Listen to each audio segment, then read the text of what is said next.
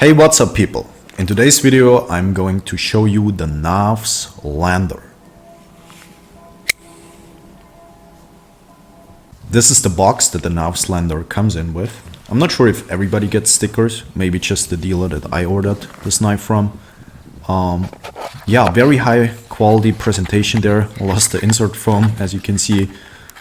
Knife comes in this plastic bag, and underneath you find some information paper. Very nice introduction to the information part, by the way. You have the explanation of the fast swap scales down here basically, which means the fast swap scales does mean that you do not have to remove your pivot. You just have to remove 4 screws on each side, so 8 in total, to change out the scales. Replacement scales are available from Knafs themselves, and they're not too expensive either. So a bunch of different color options basically for you. And I think the scales are also, the CAD file of the scales are also open source, so you can basically make your own, which is pretty rad. Here are the specs of the knife. Please pause and read if you want to read them. The knife runs on bearings, which was surprising to me. Didn't know that. Yeah, basically the only dimension they don't give you on the information paper is the thickness behind the edge. My knife came in between 7 thousandths and 10 thousandths behind the edge, which is about 0.2 to 0.3 millimeters behind the edge. Very good thinness behind the edge. Very simple construction, as you can see, and also simple and clean design, which is something I really like. The blade has this beautiful shape to it, feels very natural. Let's do some size comparisons now. It's the Spyderco Chaparral and Para 3 and the Kaiser Mini Sheepdog. Basically the exact same size than a Mini Sheepdog, you just will get more handle on the Lander. And here is the Bob Dozier design made by K-Bar. A lot of people say this knife looks like this, so let's take a look at both of them a little bit closer. The Bob Dozier design has a center-lined point, and there's a lockback construction, so a lot slower to open and close. And the Lander comes in, obviously, for liner lock. Thickness is about the same of the handle, so you don't get a knife that's overly thick, nor is it overly thin. It's just in between, which is a very nice handle thickness.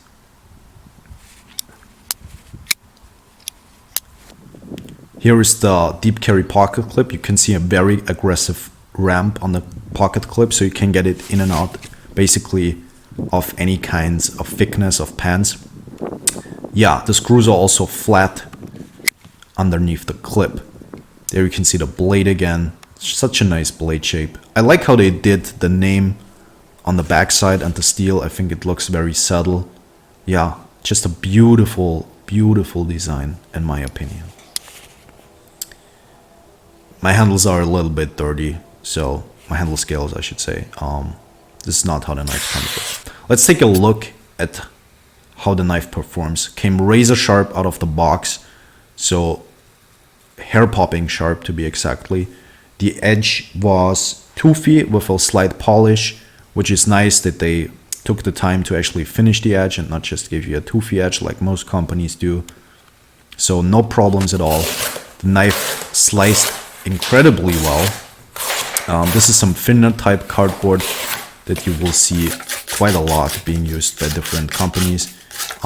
Goes through that material with ease. The thin blade stock and the thin grind definitely helps. This is some very thick cardboard. This is like 3 times the thickness of normal cardboard.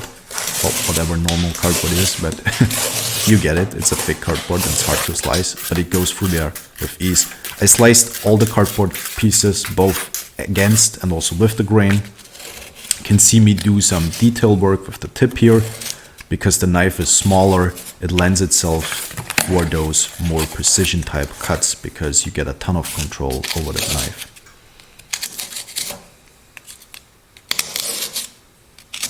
Yeah, very precise tip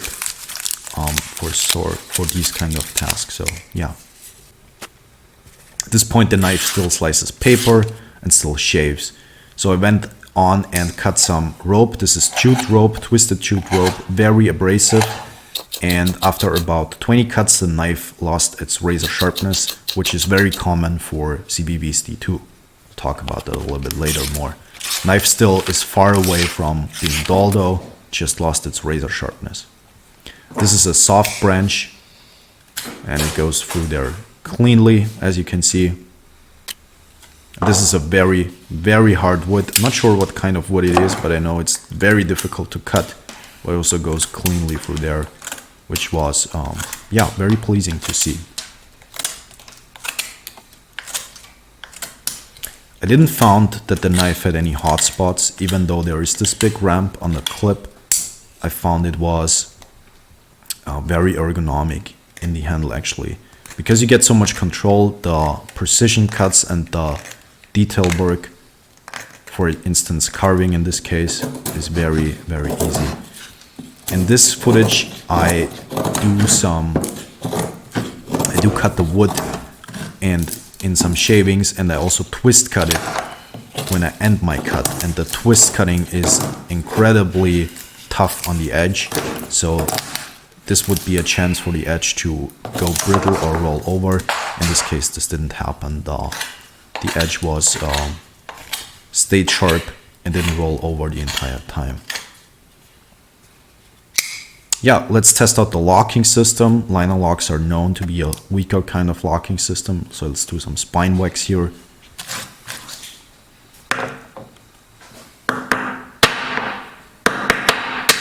Now I have to pause here and mention that, like I said, liner locks are probably the most weakest locking system.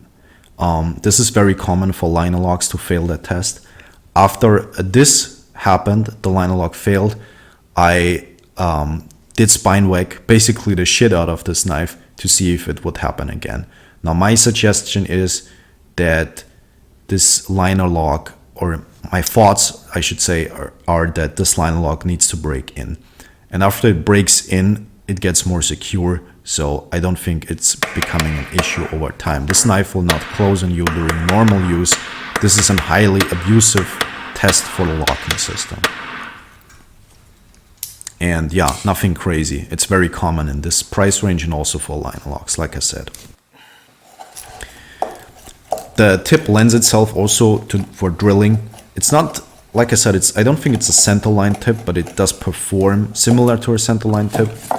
And it's also usable enough so you can still reopen zip ties, which is something that I do occasionally. I reopen zip ties and use them in different places. And yeah, the tip works for that as well.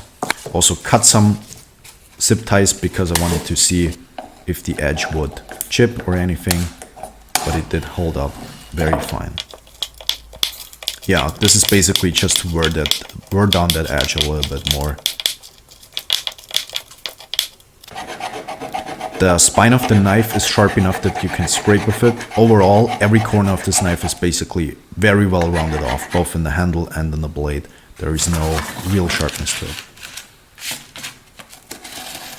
Yeah, the precision cuts are what makes this knife incredibly interesting. If you're doing some projects where you have to cut out a lot of things, this is a very good knife for that, because you get so much control. And I mentioned that already, but I have to mention it over and over again.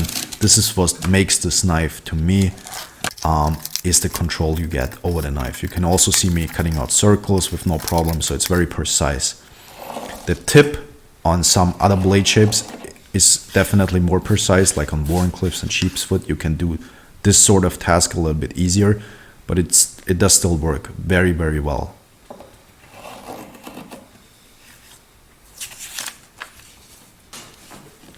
Yeah, I moved on to cut more rope, this time in a different way, and the belly of the knife really helps the knife go cleanly through this rope, because you drag it over that belly and that lengthens your cutting edge basically. Yeah, the knife did go off-centered during my use footage, which is also not uncommon for CBBs, because this is still a CBB build. Yeah, I went on and did more cardboard and wood cutting just to see if the ergos were really that good, and I think, yeah, the ergos are pretty comfortable for a knife in this thinness. Still cuts paper cleanly, and it also still able to cut tomatoes after all my testing. So the steel held up fine, no issues there.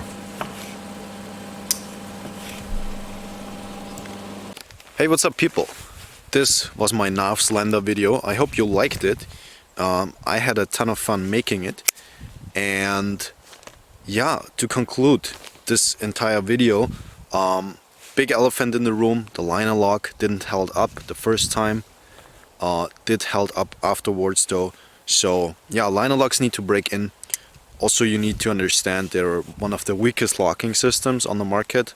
So it's nothing special. Every liner lock, or almost every liner lock, will fail this test. There are very few liner locks on the market that actually hold up to this sort of abuse. And yeah, what do I think about the knife? Honestly, I do really like it. I have not had so much fun with a little knife in a long time. Like I said, I'm more of a big knife guy, and for me to actually like a small knife is very rare. And this one is one of the few small knives that I actually really enjoy. The steel D2 did exactly what I was used to see from CVV's D2. It's above average D2. Obviously, there's always going to be a better heat treatment out there in a higher price class, but for this price class, I think it's perfectly fine. The steel does well. We'll see how it resharpens in the future. I haven't tested yet because the knife is still very sharp, and for me, there's no reason to resharpen it just yet. So yeah, follow-up video somewhere down the line. And what else is there to say? Actually, not much. I do really like it. I think it's a 10 out of 10 design. If there is one critique that I have about this knife, is that it runs on bearings. I personally do not really see why this knife should be on bearings, because it's kind of a simplistic design if you think about it. Liner lock, thumb stud, simple overall design language, which is great. So I think the little bit of fidgetability that you get with bearings doesn't outweigh the reliability you get with washers. So I would wish that this knife would come in washers, or come on washers, I should say, and not on bearings. But yeah, that's it for my my only critique. If I could make a wish, and for whatever reason, Ben Peterson, if you're watching this video and for whatever reason you care what I have to say, please make this in a bigger version in the future as well, because I think the design will do well in a bigger version also. I know that there is the big Banter on the market now, but it would be cool to see the big Lander coming in at a lower price point, maybe with a lesser, higher grade steel. Maybe with a less expensive steel, let's say it like that. And yeah, that's it. I can 100% recommend this knife. I do really like it. Like I said, I think it's a great little knife. Haven't seen such a good small knife design in a long time, to be honest. So yeah, that's it. Thank you for watching this video. Maybe we'll see each other in another video, and maybe you have the time to enjoy Mother Nature, because autumn is a beautiful time and also a cold time. Goodbye, people.